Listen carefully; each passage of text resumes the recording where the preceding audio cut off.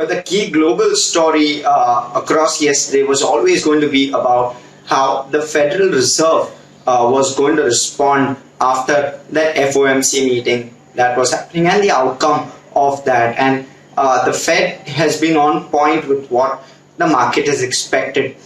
They've hiked rates by 25 basis points for the first time since 2018, as financing costs will go higher as a result of this. Of course, there was one dissenter, as is always the case. The St. Louis Fed President James Bullard wanted a 50 basis point rate hike, but other than that, broadly there was consensus on this front.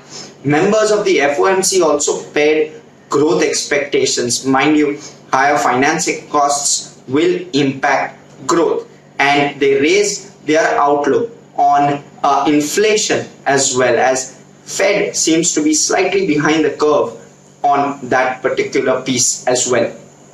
The central bank has indicated an aggressive path ahead and signaled 6 more rate hikes this year in 2022.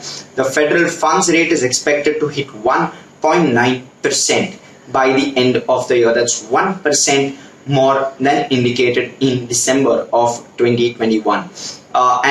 Of course, 3 more rate hikes also in the pipeline for next year, calendar year 2023. However, investors seem to have taken this aggressive commentary quite well. So despite the Fed's commentary and moves, the US indices rose in trade on Wednesday. The Dow rose over 1.5%, clocking its 3rd straight day of green in more than a month. Mind you, the Dow was very marginally 1 point higher on Monday after a good strong day on Tuesday, and now a 1.5% plus gain on Wednesday as well. The S&P 500 gained around 0.25%. The Nasdaq jumped 3.75%+, with Meta and Netflix both rising sharply.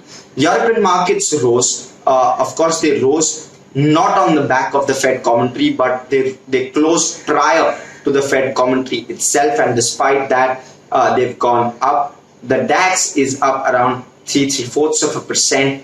The FTSE was up over 1.5%. The CAC 40 also up around 3.7%, and the Stock 600 also up 3% plus. So strong gains across the board from all indices in Europe as well.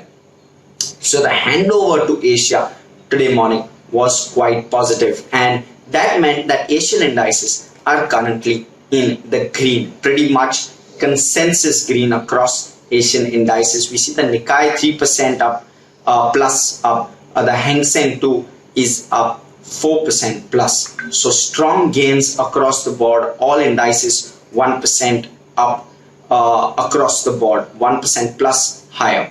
When we look at how futures are doing, well, the Dow, S&P as well as the Nasdaq futures are marginally in the red, around 0.1% or so in the red. And when we look at how the SGX Nifty is doing, which is the other indicator, it's up around 1.5% as well.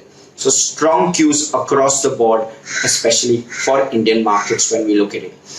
In terms of commodities, well, oil prices have continued to taper lower. They are currently just sitting below that $96 a barrel mark. When we look at gold too, that too has continued lower. Even though clinging on to marginal gains, both these commodities at the moment for the day, but gold is currently at $1,935 an ounce, retracing back fairly quickly. Bond yields and the US dollar, well, the US dollar has paired some of those sharp gains it had made prior to the FOMC meeting. It's now at around 98.4 is where the dollar index stands. And when we look at how the US 10-year treasuries are doing, they are at around 2.15%. So they've rather bond yields went up sharply before cooling off again in early trade today. When we look at crypto, well, it's sitting just above that 41,000 mark is where Bitcoin is sitting. Crypto is pretty much in the green, 3% plus in the green, all cryptos, with Bitcoin sitting at $41,000.